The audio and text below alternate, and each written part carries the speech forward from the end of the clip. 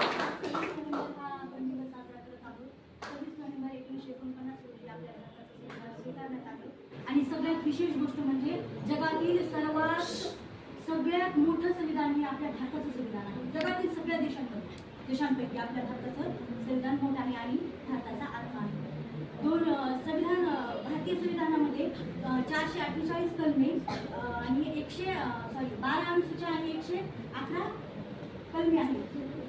नाही सॉरी 448 कलमे 114 आणि 114 अनुसूची आणि 118 विभाग आहेत. आणि या सर्वांवर आपल्या भारत देशाचं सर्व कामकाज चालू असते. भारतीय संविधानाचे शिल्पकार डॉक्टर बाबासाहेब आंबेडकर यांनी आपले भारताचे संविधान लिहिले आहे.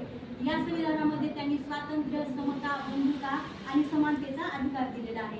आणि त्या आता तर सगळ्या स्त्रियांना माहिती आहे की पूर्वी स्त्रियांना कशी वागवत होती आणि त्या महामानवामुळे आज आपल्याला सगळ्या गोष्टींचा लाभ इथे मिळत आहे आणि आपण आज सगळे त्यांच्यामुळेच इथपर्यंत आलेलो आहोत.